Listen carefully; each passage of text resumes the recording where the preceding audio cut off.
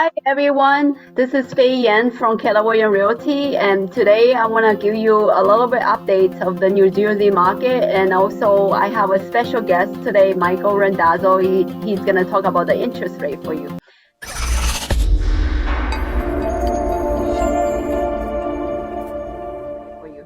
So let me start off by talking about the real estate market in the local market here in New Jersey. I wanted to share with you some of the information that I got from Monmouth Regional Realtors. I wanted to share with you this the new listings in July data, July 2022 compared to last year, 2021.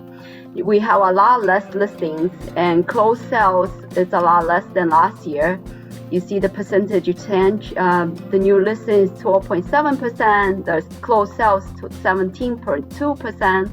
That's because like last year during pandemic and after the pandemic, people were buying house like crazy in the suburb. Everybody moving in from New York metropolitan area into New Jersey. So it was crazy. Now everybody could go back to work. Obviously, a lot of houses were sold, so we have a lot less transaction, a lot less sales. And days on the market until sell, days on the market right now is still seller's market. We actually sell stuff still relatively fast. And the median price compared to the median price last year, median price, the price is still increasing. But I wanted to show you days on the market for June. Let's see, June data, days on the market. These are for single family house. 26 days right now is 26 days. So days on the market is still the same. The listing price received compared to last year, right now we still getting prices still increasing through last year. This year still increasing. And for June data, we were getting a lot more in price, 1.5%. July data, it's 1.1%. So instead of getting like 10, 15 offers, we now still getting 3 to 5 offers if you price it correctly.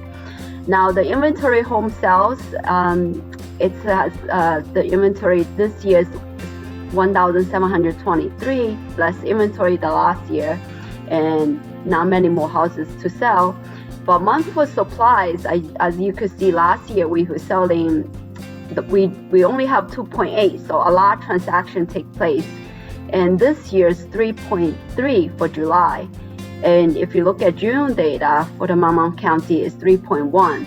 So the monthly supplies has increased a little bit between June and July. And let me look at Middlesex counties. Middlesex counties in July, the new listings compared to last year is also less. Closed sales a lot less. Days on the market still we're doing good, 32 days, and the median sales price is still go up. It went up 4.6% to last year. Percent of list price received, we still doing a little bit better than the listing price. So if things priced correctly, it will still sell very fast, and it's still getting the list price, if not a little bit over.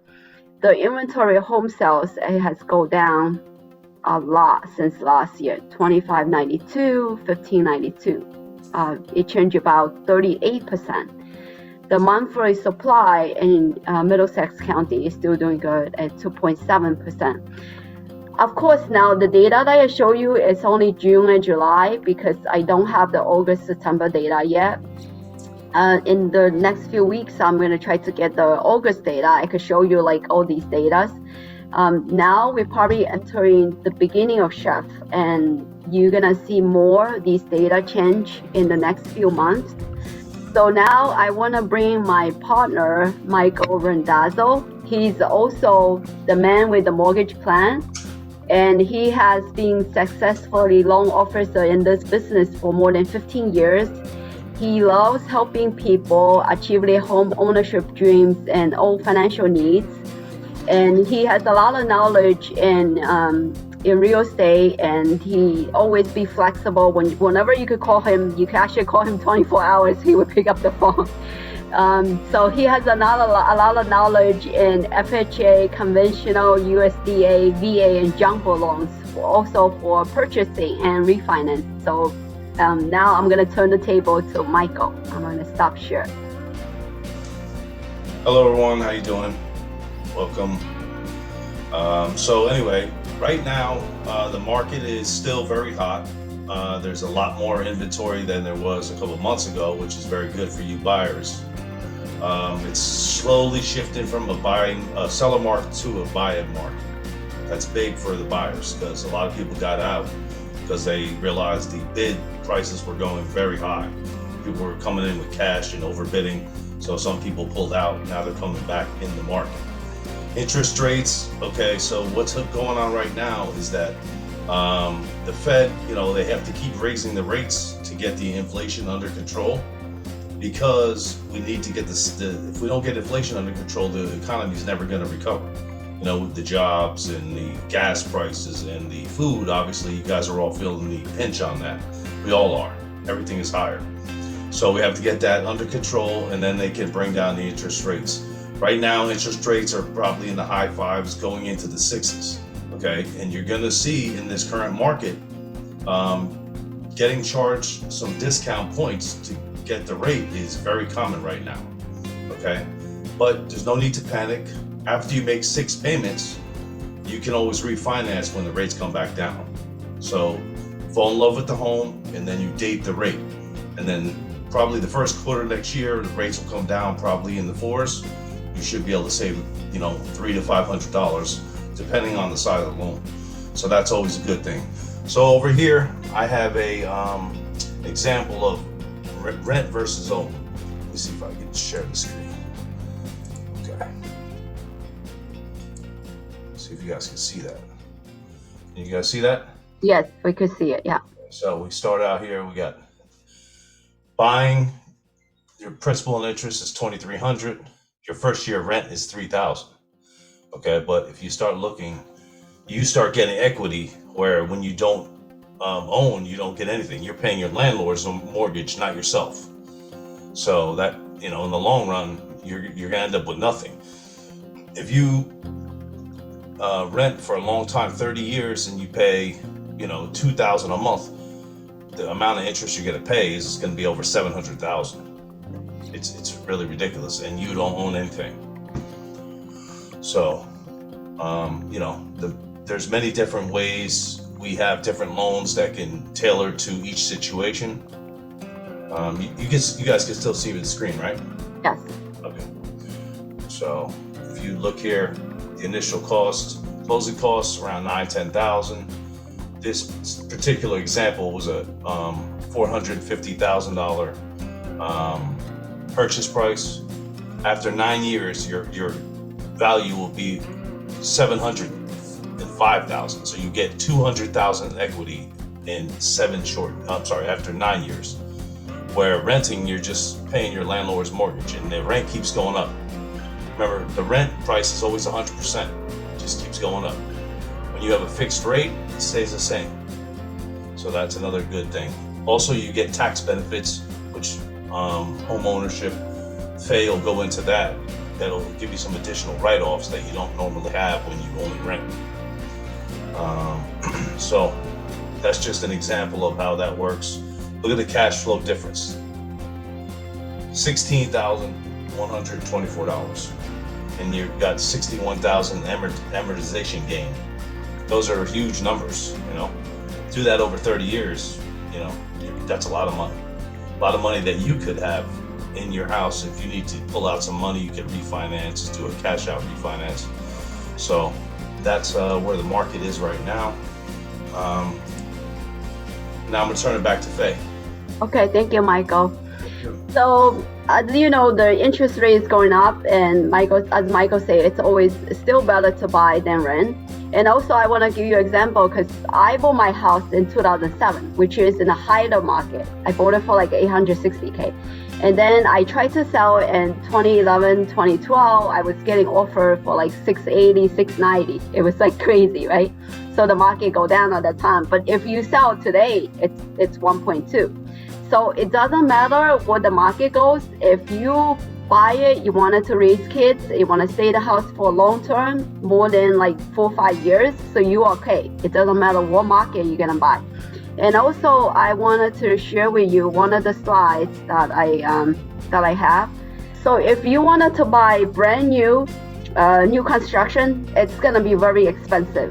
Actually, it doesn't make sense because new construction is probably priced like 200K over than the secondhand sales market, right? So if you buy something that's already move-in ready, then it's more expensive. But if you buy something fix upper, let's say the plumbing is good, the electrical is good, like the guts, the organs for the house is good, but when you go in, like the kitchen is disgusting, the carpet is dirty, the paint is old, then those houses it's actually okay to buy because you could easily redo the paint, put a new floor in, and remodel the kitchen and the bathroom. And if you have a good contractor, you could fix those up, and you could either live in there or you could rent there. And I actually have these contractors. If you ever want needs, I have a bunch of partners that I can refer to you to. And also, let's talk about the rental property. Right now, because everybody is expecting the market is gonna go down, the rental market had to shoot up to the roof. The rental market, once it came out, the renters, you got like 20, 30 people call you per day. It was like crazy. I have a rental up in Edison. My phone was keep running off the hook.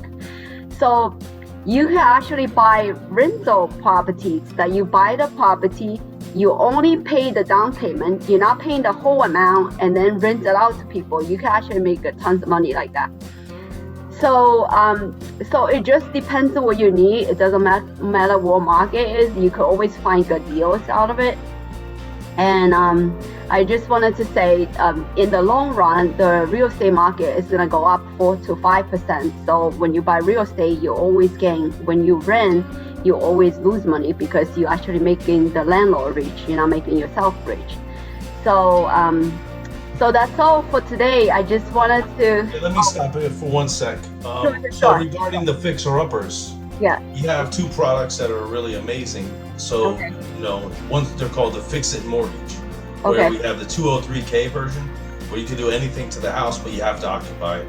And then we have the conventional version, which is the home style renovation, which you can do for a conventional loan on an investment and second home and multifamily. Okay, so those are great products.